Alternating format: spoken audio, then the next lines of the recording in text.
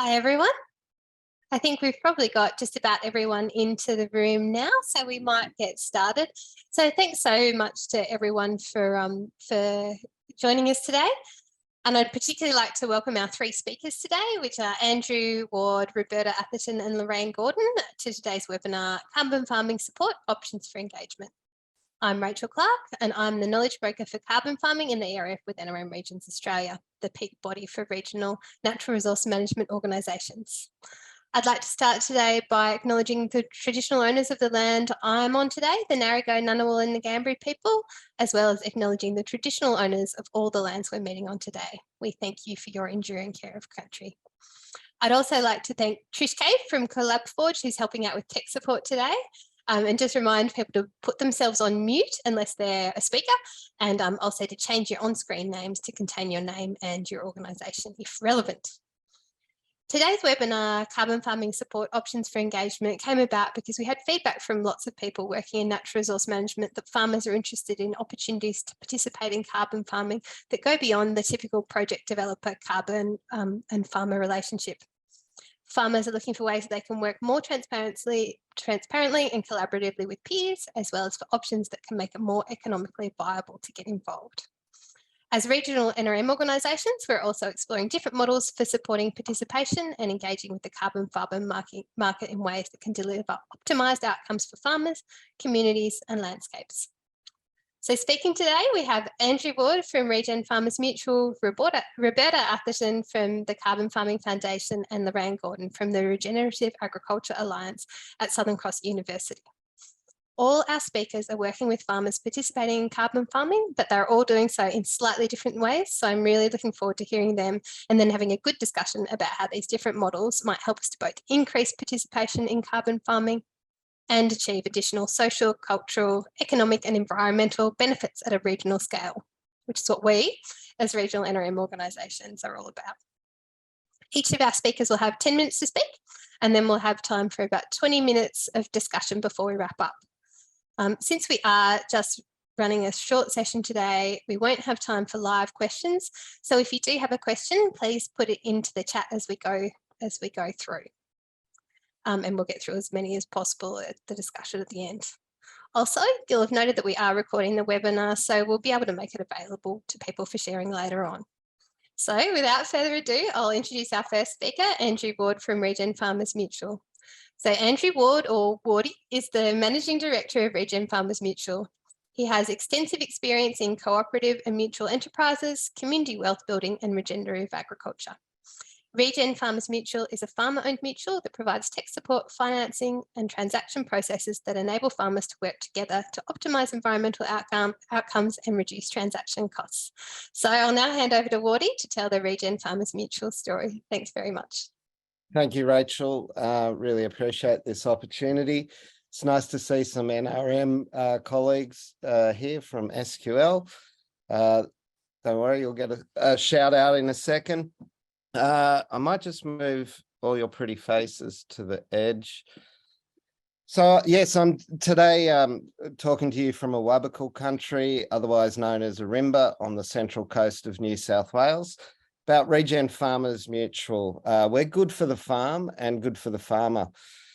I often am asked, about the origin of a farmer-owned mutual doing good by the environment. It really resonates with large corporates through to individual farmers who remember the heyday of cooperatives that were across barley and all of our other industries. And I guess Regen Farmers Mutual is coming to a full circle event. We're probably the first new mutual in about 20 years in the ag space.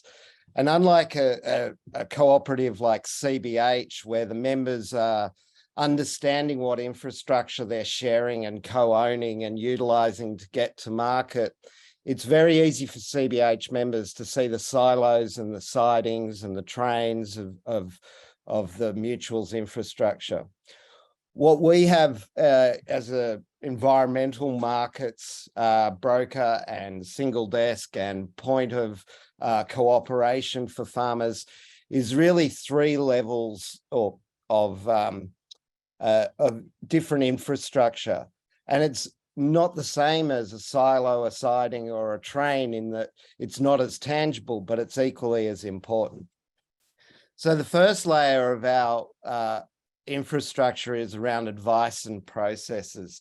And I'm going to boot through these slides, but essentially we come to it with the farmer as a trusted advisor, and we want to understand their carbon footprint, their current emissions, and then what they could do through on-farm land use change, practice use change to get, net zero. And then perhaps there's more things that they can do around hydrology and biodiversity and native species and habitats.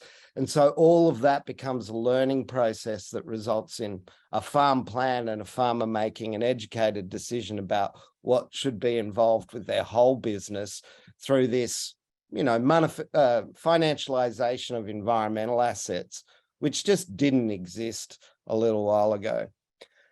Basically, our strategy for most farmers who earn their primary income out of farming is to get themselves to net zero.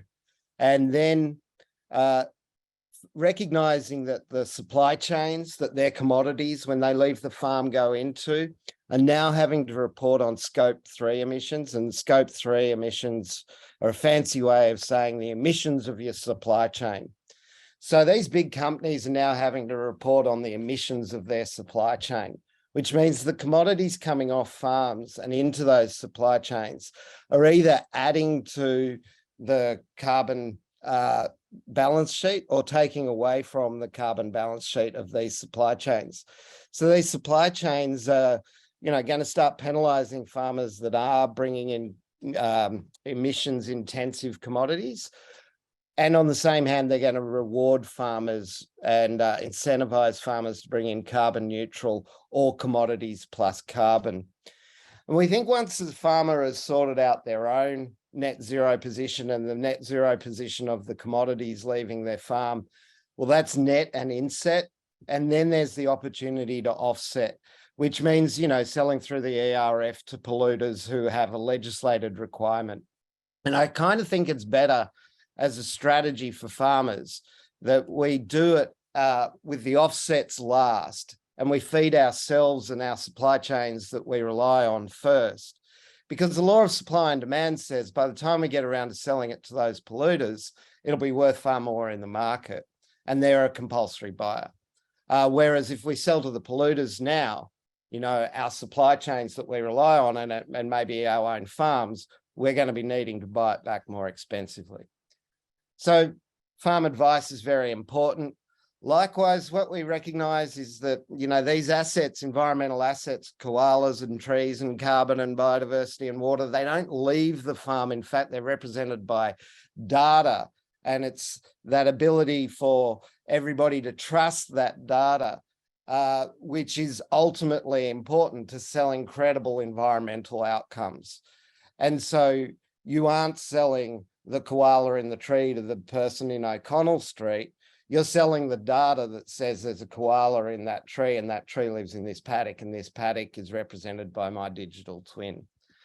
And I guess those digital twins are useful for individual farmers. Right now we're looking at the dashboard of Downless. It's a farm in Launceston in Tasmania. It's just a screenshot, it's not dynamic. But they're an interesting farm. They've got the only enhancing remnant vegetation project and carbon plus biodiversity project on a singular farm. And our farmer there uses it, our member uses the digital twin to record what are the measurement, verification and reporting to-dos, and to synthesize and bring in the results of various tests, the succession of planting and organizing the project. So Regen Digital and our digital twin, we help farmers collect the data that's necessary from a traceability and from an environmental markets perspective. Often that data, if it's raw, needs analysis to be understood, and it might need certification by third parties like Climate Active, for example. But the digital twin becomes the sort of central place for traceability, so the sustainability of the commodities coming off, export, biosecurity, and for environmental markets. All that data resides in the oracle that we call the digital twin. And it gets really interesting when you join digital twins together. So we're here with the acting native species commissioner with a bunch of farmers from the Traprock region in South Queensland landscapes. And the Traprockers have got together a project called Feathers, Fur, Forests, Families and Farms. And the 8 of them are coordinating what they did. Each member went through that process I described about understanding their emissions balance, about identifying carbon opportunities through practice change on their farm. And then they're coordinating what they're doing to create continuous habitat for, primarily for species. And if we look at this SQL digital twin, you can see these green and yellow and slightly pale orange dots. And what they refer to are all the quoll, koala, Regen honeyeater and swift parrot observations on the Australian Living Atlas. And if we overlay that with where the Traprock farmers are, there in pink, and this is the Traprock region, you can see that there was a complete dearth of observations. Either that's a lack of farmers observing and or a lack of the population.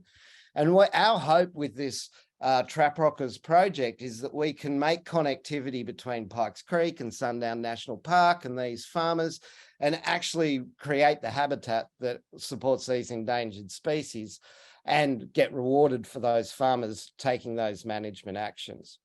And I guess the coming soon part that we're still building, we only sort of opened to members in June of this year, is around funding. And that looks like our members controlling their own investment fund, which enables them to get the project costs established, not just on farm individually, but those sorts of projects that we talked about in the Traprock collectively, and have the ability to negotiate with the opposite side of the table, which in a lot of cases are really large corporates, governments, etc., buying in significant volumes, which individual farmers on their own find difficult to negotiate with. And then our last piece of infrastructure remains the 10 principles that our farmers co-designed and that every farmer, when they join the mutual, signs up to. They're very important, from the first, which is about maximising our farmers' value, through to the 10th, where we transact with ourselves first. That's me. I've blown through the time. I apologise for that, Rachel, but any questions I'm happy to field now or at a later time. Thanks, Woody. We will hold questions to the end, but just a reminder to everyone to get those questions into the chat if you've got them. Thanks so much for that. That was, it was fantastic. And obviously a few questions that have been raised by a lot of farmers in terms of whether to hold or sell carbon credits are now being raised through the work that you guys are doing. So they're interested in touching on that a bit more during the discussion. So we'll just move on to our next speaker, who is Roberta, or Bert Atherton, from the Carbon Farming Foundation. So Bert is a carbon project facilitator at CFF and loves working with landholders across the country interested in undertaking native reforestation, plantation forestry and soil carbon projects. Bert grew up farming in the Darling Downs region of Queensland and has had a varied career in law, community engagement and working in different roles for environmental not-for-profits. She is passionate about strategic climate action and engaging people in the opportunities it presents. The Carbon Farming Foundation is based in WA and have developed a do-it-yourself carbon farming model where CFF provides resources, guidance, software and support so landholders feel confident to successfully set up and manage their own carbon projects. I'll now hand over to Bert so we can learn more about it. Thanks so much, Bert. Awesome. Thank you, Rachel. And thanks so much to Woody as well. That was fantastic to learn in a bit more depth about what Regen Farmers Mutual are getting up to and how it ties in, I think, really well with some of the work that we're doing too. I'm a facilitator at the Carbon Farming Foundation. Calling to you today from Melbourne or Wurundjeri country. Essentially my role is guiding landholders through the initial stages of understanding carbon farming and assessing the feasibility of undertaking projects on their holdings. I've got a little disclaimer here, which I don't really think will be relevant. It's just our general product advice disclaimer, but it's there in the recording if anyone needs to have a read later. So a bit about us. So at the CFF, we think that carbon should be grown, managed and sold just like any other agricultural crop. Although, as Wardy pointed out really well, the sold part is optional and needs careful consideration in light of some of those supply chain concerns and others. But yeah, we want to make it as easy as possible for farming businesses to tap into the carbon opportunity. And we just think that the missing piece in the way that carbon projects are developed by some other providers is just sort of not necessarily providing the right tools for every context so that farmers can build carbon while also being able to relatively easily follow the rules. So we are a registered not-for-profit, just 2 years old, Margaret River based. I'm over on the East Coast, of course, and we do have projects Australia-wide. We do operate as a remote service support team, which I'll explain a little bit more in a tick. As Rachel said, we work in reforestation, plantation forestry and soil carbon, primarily in the wheat and sheep and high rainfall zones of Australia. And yeah, our core principles are around fairness. We've actually had a recent update to our financial model, and now farmers keep 100% of carbon credits when they work with us. We're big on transparency, so we want to be as clear as possible on risks, obligations and costs from the get-go. We actually have an education hub, which is core to our sort of not-for-profit mission, whereby we have a small team building educational resources and insights from our project delivery to help demystify things a little bit. It is hyperlinked on this slide, but you can find it just by navigating to the news and education menu on our website. Farmer autonomy is really important to us. And yeah, I've highlighted here that farmers can choose and pay only for services that they need from us, in line with our sort of do-it-yourself approach to carbon farming. But it also really comes back to farmers being key decision makers on their land. And yeah, they ought to have sort of access to their credits and be able to run the project as they ideally want to within the rules. And service flexibility, I've kind of hit on this a little bit, but we don't have lock-in contracts. There's no obligation to continue with us past project establishment under our contracts. So yeah, that's the main concerns in terms of how we operate. But why are we here? You know, why did our founder Norman Pater and our CEO Lockie Ritchie feel like they needed to enter the carbon farming world? Well, as everyone on this call would well know, getting carbon flowing through a farm system can boost a farm's productivity, enhance landscape health and resilience in various ways. But getting involved in carbon farming, or specifically adopting a change of management practice and sequestering additional carbon under a methodology in return for credits, that's the part where things can get pretty confusing, difficult and expensive. So we found that a lot of landowners were sitting on the fence, or, you know, sometimes continue to, while they sort of take in this combination of information overload and at the same time sort of opaque, conflicting information with some big gaps. So when we analysed the industry, we found that there were sort of really two options out there. So landholders going it alone, navigating a complex system with that sort of lack of clear public available info.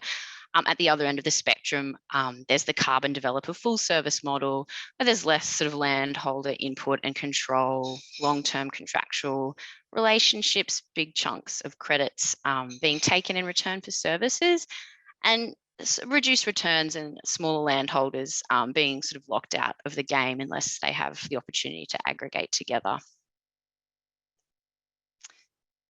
And so our solution is, a do-it-yourself approach to carbon farming.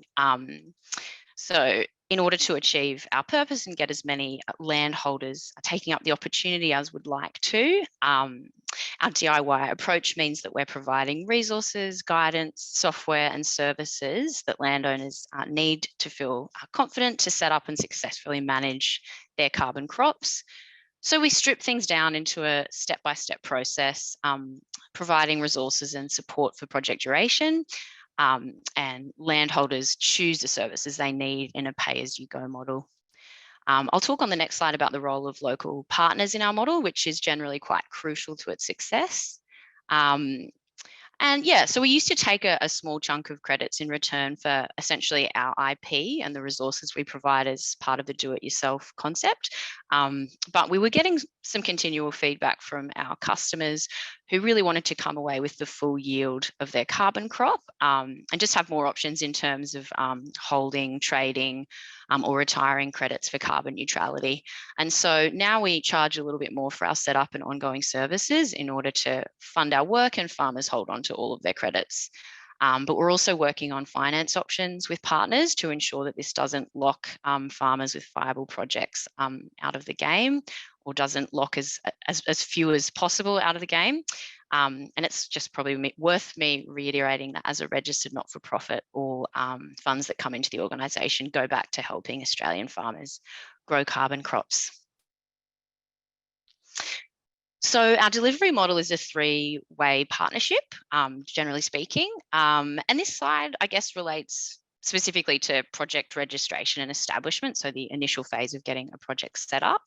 But there's definitely scope sort of beyond what's indicated here for additional partnerships in terms of project scoping and aggregation of landholders, helping them sort of assess the initial carbon space and balance sheet on their holdings, in terms of things like what Andrew Ward is doing there at Regen Farmers Mutual. But back to that sort of initial project delivery phase, because it's relatively easy to sort of talk through. So our role is very much as the project facilitator in the partnership. So we're that remote support team that exists to make sure the project is following the rules while optimising results, minimising risks, and rolling things out in a logical process. We're developing an end-to-end project management software package called DIY Carbon, which aims to reduce landholders' needs for our services over time, and particularly as they get into that ongoing management stage of the project. So the landowner owns the project, provides the land, runs the farm, coordinates most of the on-ground activities. And then local experts such as agronomists, foresters, certainly NRMs, I think in some capacities, would provide on-ground locally specific services and advice for successful project delivery. The DIY approach is actually all about harnessing that local expertise where needed, rather than taking an expensive fly-in, fly-out approach. The landholder is in the driving seat of that relationship with their third-party advisors, and we support them to ensure that that support ticks the boxes for a compliant project. So for instance, a local agronomist might advise of the best activities to build soil carbon in the particular landholder's context, and CFF can advise on strategy compliance, any regulatory implications or risks that might be associated with the change of management suggested, and how we might mitigate risks in the project planning and design process. This is just a visual representation of our sort of three broad categories of services in terms of feasibility services. So the sort of initial assessment and modelling phase to work out if a project is viable, sense check eligibility, and these kinds of things. Set up services, either a very DIY approach through to a more sort of turnkey option in terms of that project registration and establishment phase. And then ongoing services, which sort of apply sporadically over project lifetime, looking at things like offset reporting and credit issuance, credit trading, arranging audits, and other sort of compliance needs that may come up in terms of project registration variations and things that change across a project lifetime as well. Just quickly a project in action, because I think I'm almost at time, or perhaps even slightly over it. So yeah, a lot of our customers are increasingly focused on co-benefits in their projects.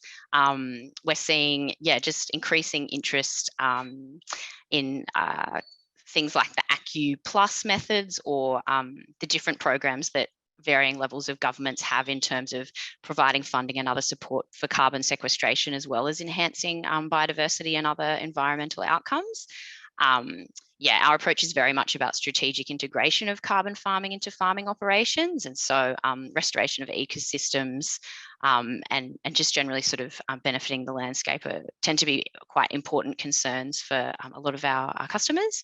And yeah, we even have sort of customers pursuing environmental accounting accreditation to be able to tell credible stories about improving environmental outcomes and claiming price premiums on ACCUs as well.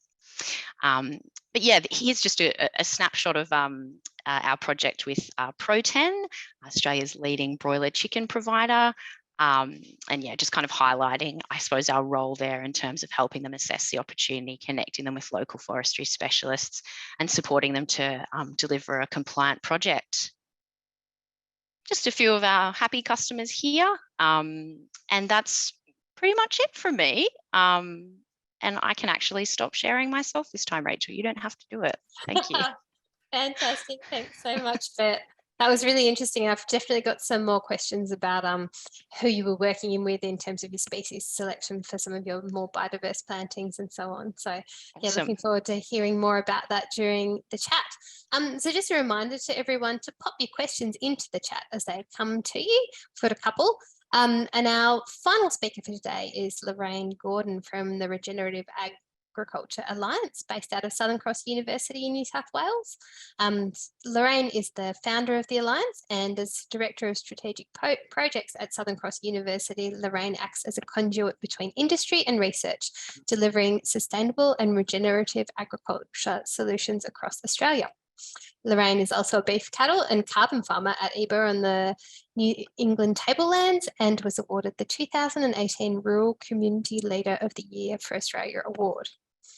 The Regenerative Agriculture Alliance is a collaboration of Australia's leading researchers and practitioners in regenerative agriculture, whose aim is to improve the holistic health and well-being of Australian landscapes, farmers and communities through regenerative agricultural research, education and practice.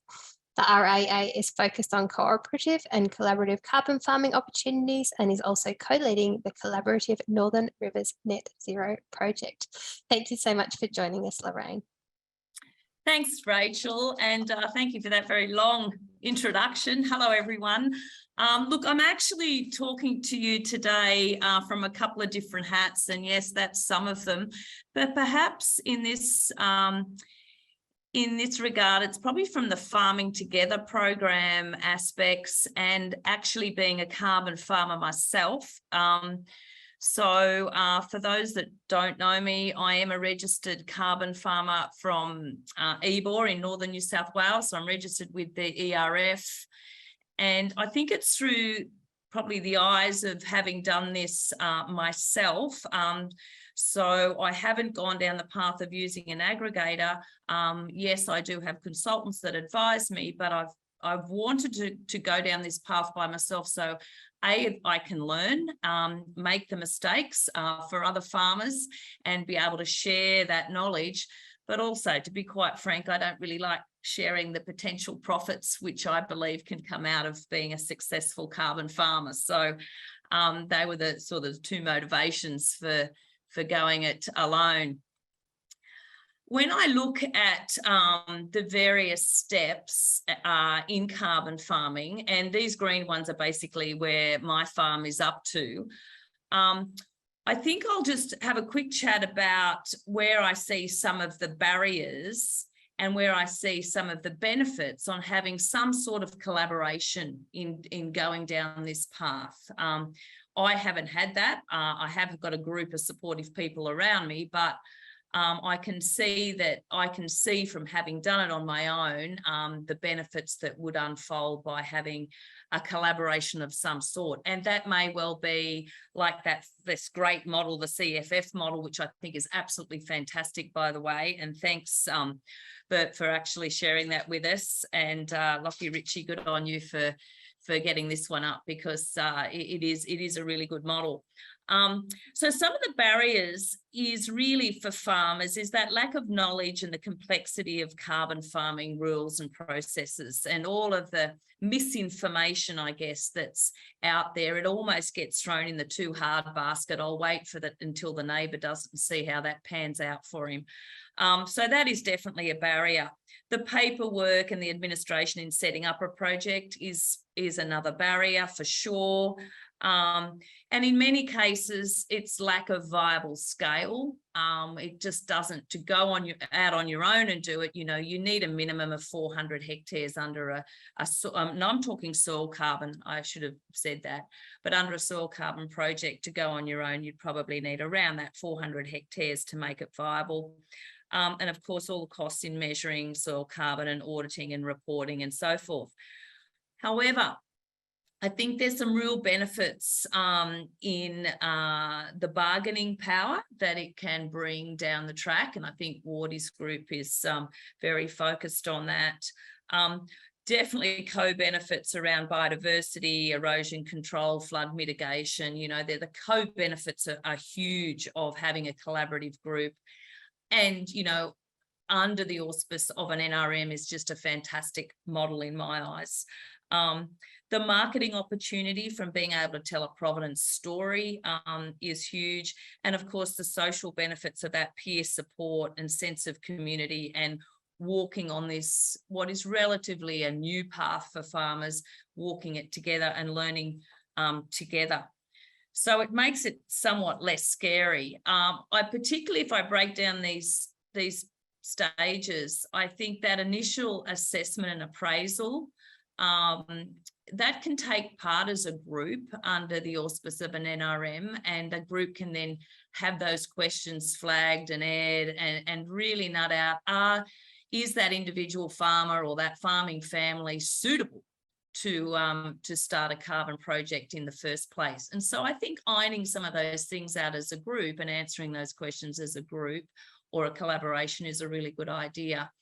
The carbon management plan is very much specific to a property, and I think that's not such a collaborative space.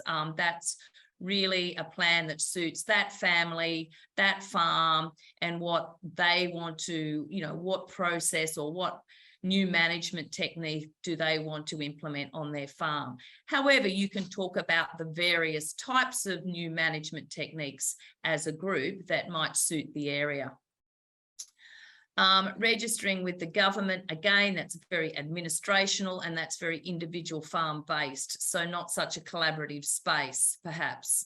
But when it comes to considering how you may sell or not sell your carbon credits, I think the more education in that area, the more collaboration and open discussions about various options is a real win. And trying to sort of make some of those decisions as a lone farmer is perhaps a little bit daunting. Completing the baselining in particular, I think there's huge savings if you can actually tee up farms to bring in the equipment and bring in the specialists to do that baselining around about the same time. That sounds good ideally, but it doesn't always work that way in reality. But some of this equipment is expensive. It's very specific. And I'll show you some photos of the stuff that we've used. And therefore, I think there's huge cost savings in transport and logistics around that just alone. That's just a map of our farm and the various stratas that were taken on our farm for our baselining, nothing new there. Some of the as you can see, you know, dragging this equipment that came to our farm at Ebor had to come from Brisbane. So a lot of the costs involved wasn't actually in putting this drill into the ground, but more so in getting it there across flooded areas and causeways and God knows what else. So if I could have shared that cost with some other farmers locally, that would have certainly probably stripped 50% of the costs off the project. Just had to show off the worms in my core. Sorry, can't help that little opportunity on the beautiful red basalt soil. So interestingly enough, this carbon is already at 10%. So there you go. There's a goal now that I have to try and strive for, and that is, and nobody can tell me how far I can take the carbon, how much carbon sequestration I can do from this point on, but I am aiming to the heavens of 20% here, but I'm already at 10.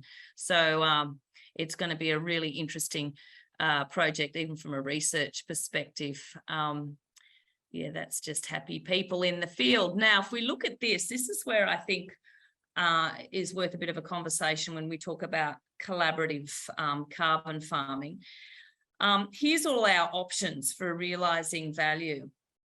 One thing I would definitely say to farmers is register. I just think, you can't look at things retrospectively. So, there's no point. You've got to draw a line in the sand and say, it's time now, whether it's the wettest season we've ever seen or the worst drought, it doesn't matter,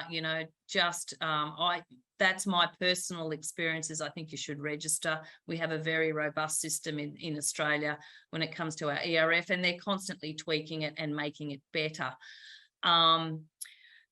I'd also advise not to sell at the moment, because as Wardy mentioned, carbon's only going in one direction, and that is up. However, I'm also very confident that we will have, we as farmers will offset our footprint without having to sell our carbon or keep our carbon for ourselves. I think it'll be worth more for us to sell our carbon down the track. And with all of the new research that's coming out, and the applied research that's starting to happen in reducing methane levels, for instance, and things like that, I think we'll be able to offset even the use of biofuels for our tractors without having to hold on to our carbon down the track and use it to offset our footprint. I think farmers will be able to do that and still sell their carbon on the open market.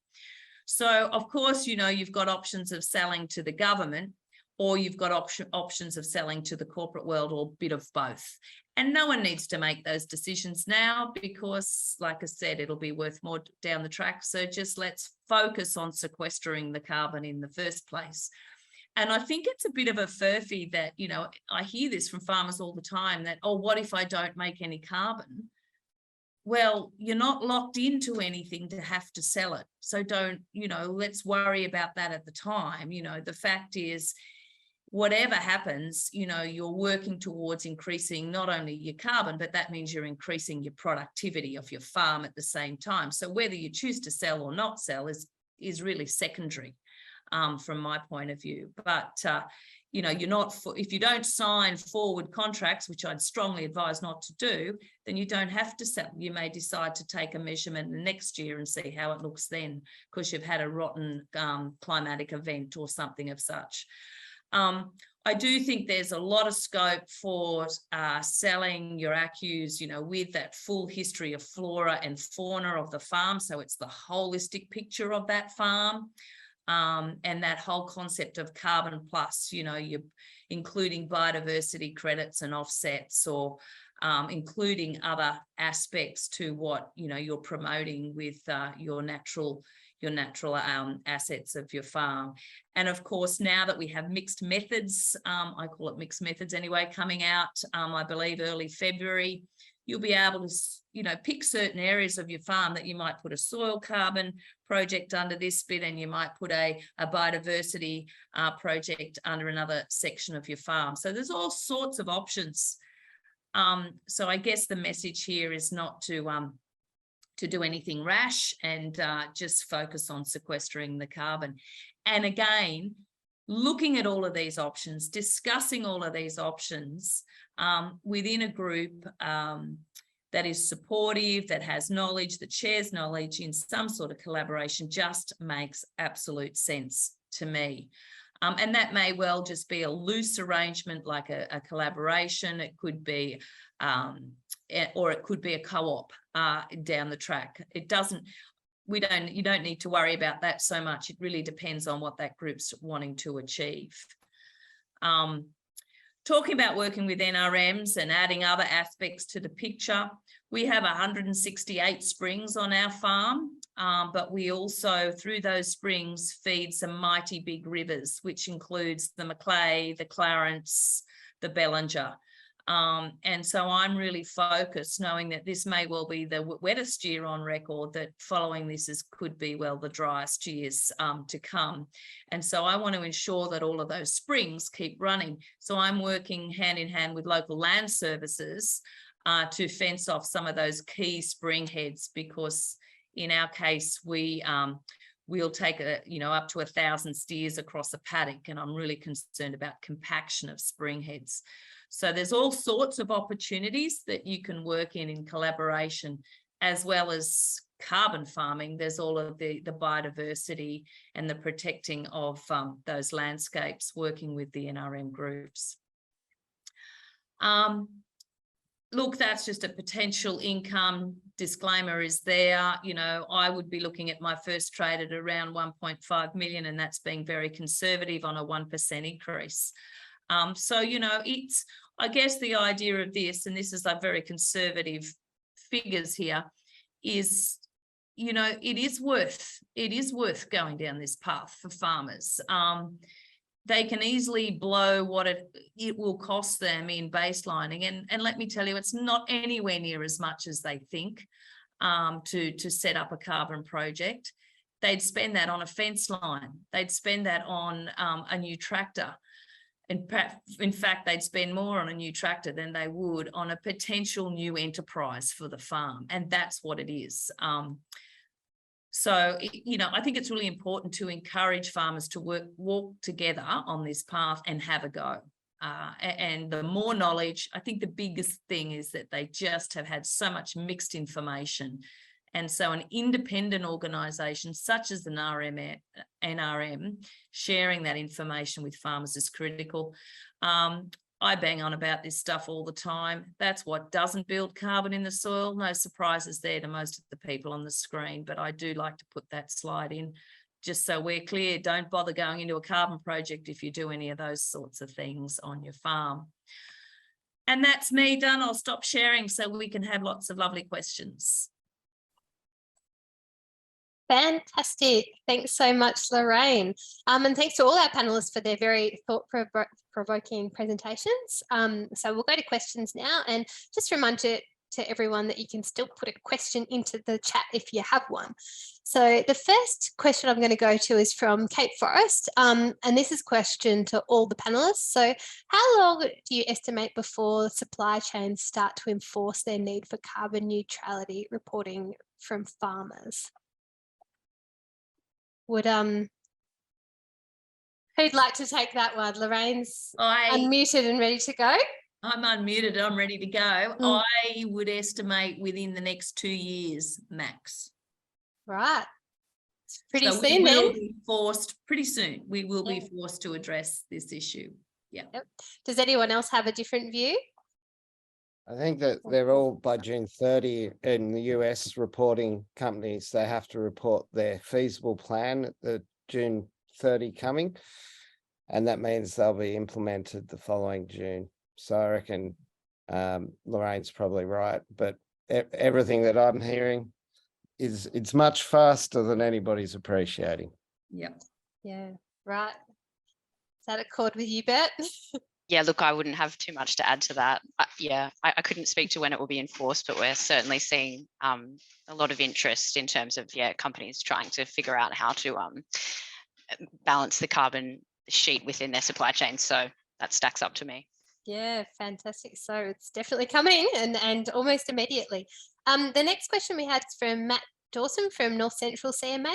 So Matt's question was to Bert, and I think you've answered it a little bit in the chat, but he's asked, where does aggregation fit within the CFF business model? Yeah, so I mean, I wouldn't necessarily say it's, like a core part of our model necessarily. I guess as a services provider and the compliance side, we're trying to make carbon farming as accessible as possible to as many people as possible. And it certainly might be the case down the line that we sort of step into organising aggregations and invite people to participate in them. But at the moment, just with our scale and our capacity, we are sort of interested in working with groups that have a strong interest in working together, want to assess their opportunity together, and with our support in terms of like some financial and tax related matters, and with the support of their advisors on those commercial aspects, where they can sort of negotiate together about how they might manage both the practical and commercial aspects of delivering the carbon project. Then we're certainly happy to sort of help them navigate the compliance space and help them to set up and manage their projects. But yeah, it's an evolving space, and we're seeing more and more interest. So I expect that, you know, I might have a more developed answer on that pretty soon. And I would just encourage you to subscribe to our e-newsletters and check out our education hub, because we will just keep on trying to sort of inform the community about how these opportunities might work and what sort of models could be effective within specific contexts as we sort of learn and grow. Great, thanks, Bert. And just while I've got you, I did have a question. I was just a bit curious about the species that you're using for some of your more biodiverse plantings. So it's a question that we get asked a lot in terms of, I suppose, the ERF doesn't demand a particularly high or set a particularly high bar for biodiverse plantings. So I was just wondering how you guys that are working with farmers all the time are working at making those plantings more biodiverse and get bigger bang for your buck in carbon farming plantings. Yeah, it's an increasingly really interesting space, because as folks might be aware of on the call, where you are sort of able to make a credible claim around achieving co-benefits, and you see it particularly with savanna burning projects and human-induced regeneration projects, there is the opportunity to claim up to sort of a 20 to 25% price premium, and perhaps that will continue to rise on the sale of your credits. So for I think someone in the chat who was thinking those prices are a little low, well, there's opportunities to increase the price that you could receive for your ACCUs through enhancing biodiversity and this kind of thing. So yeah, as I said, it's certainly becoming a subject of more and more interest from some of our customers. But as you rightly point out, Rachel, the ERF sets a relatively low bar in terms of just requiring a planting with species of local provenance, in which on average they reach 2 metre height and 20% crown cover. So that doesn't necessarily lend itself to a particularly biodiverse planting. However, yeah, as it is an area of more interest, and farmers have considerations much broader than just sequestering carbon and getting ACCUs for it, then we do encourage them to work with local foresters who have a great understanding of the sort of natural vegetation, and trying to sort of replicate that and restore ecosystems. And so for Pro10, that was Cassinia Environmental. I'm so sorry if the dogs are making a bit of noise behind me, by the way. It's probably coming across.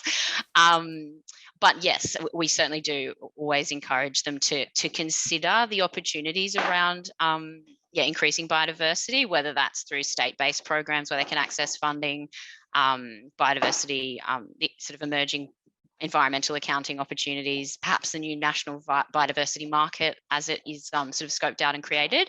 But yeah, it does again come back to farmer autonomy in the end.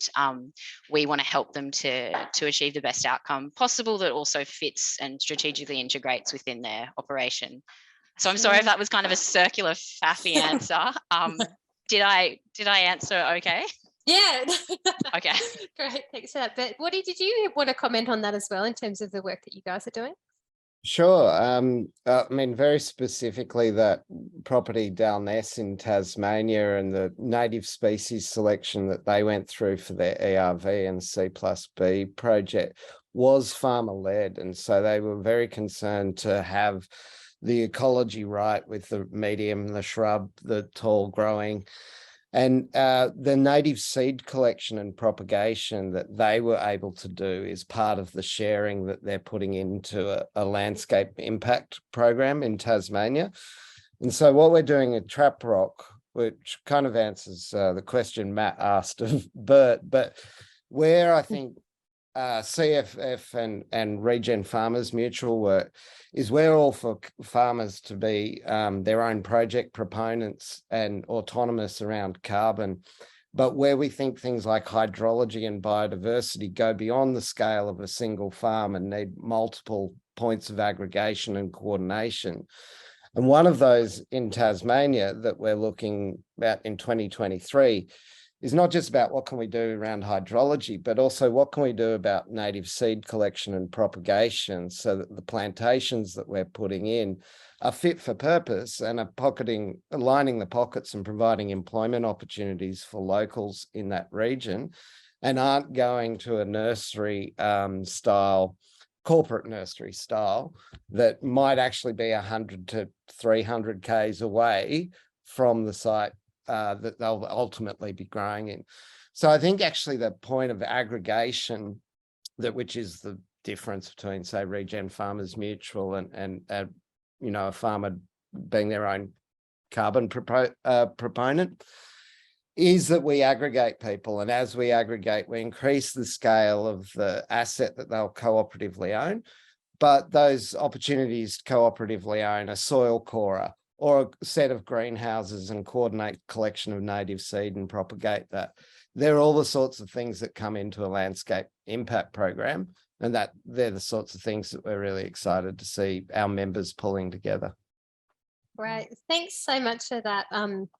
Yeah, for adding that on, Wardy. It's yeah, it seems like there's a lot of I suppose opportunity through your model for that locally based, I suppose, species selection, and yeah, really empowering farmers to have a bigger role in that. I've got a question here that is for Lorraine, I think, that is, how can impermanent soil carbon genuinely offset fossil carbon emissions, and how can we confidently say soil carbon will be maintained for centuries in a changing, drier and hotter climate?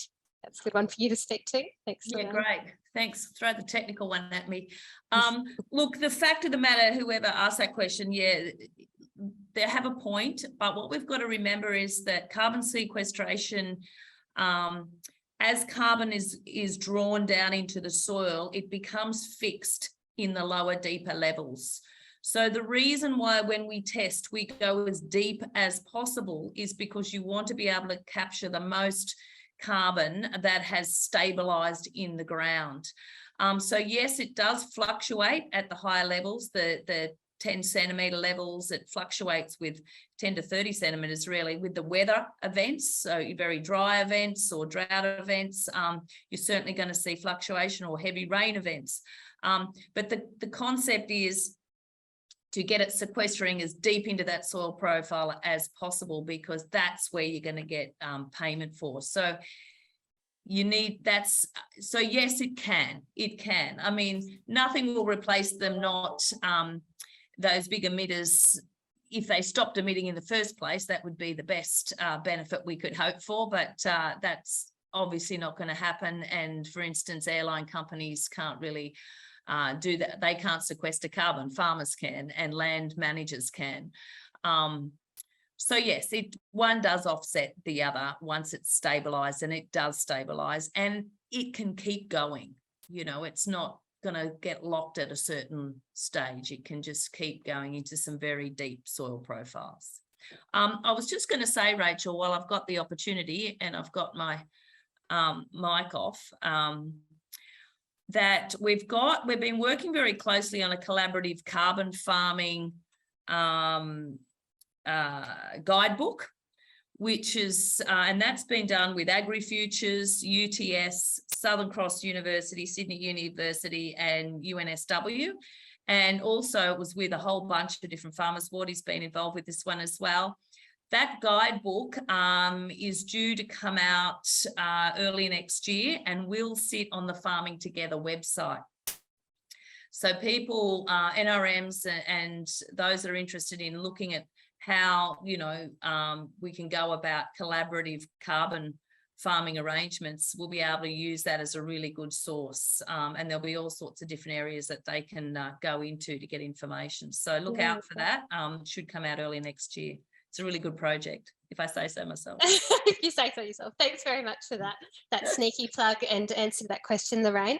I did just want to mention there's also a couple of resources or other webinars that we've run around the soil carbon questions if people do have additional questions. So we ran a soil carbon basics webinar a couple of months ago. You can see that on the NRM Regions Australia YouTube channel, and also we recently had a we had a presentation from Professor Matthew Harrison from University of Tasmania that also dealt in quite a lot of detail with what happens to soil carbon in a warming climate. So those are some additional resources that you can access from the NRM Regions Australia YouTube channel.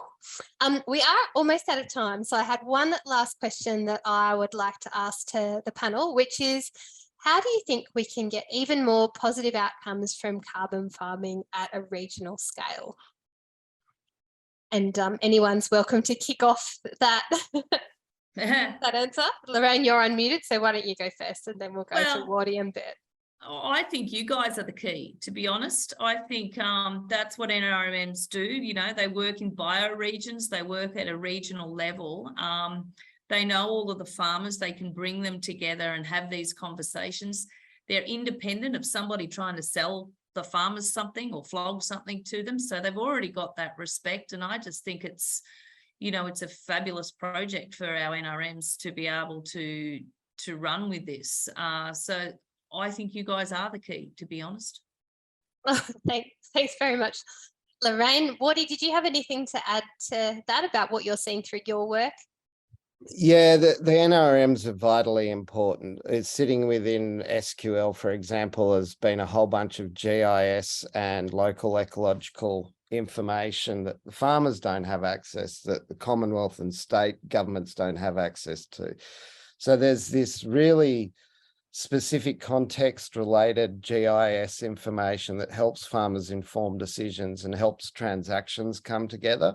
And without that sort of catalytic support from NRMs partnering with farmers in a group, I don't know that it ever leaves the dungeons or the digital dungeons of other NRMs, but it has done so with SQL, and that's fantastic. And I see that there's increasingly a role. Look, measurement verification and reporting generally is the bugbear of these carbon markets, the costs for measurement verification reporting, if we can drive them down. And they'll come down through technology and IoT and, you know, peer-to-peer can do some of it. But ultimately, you need a credible third party in most cases to do that assessment.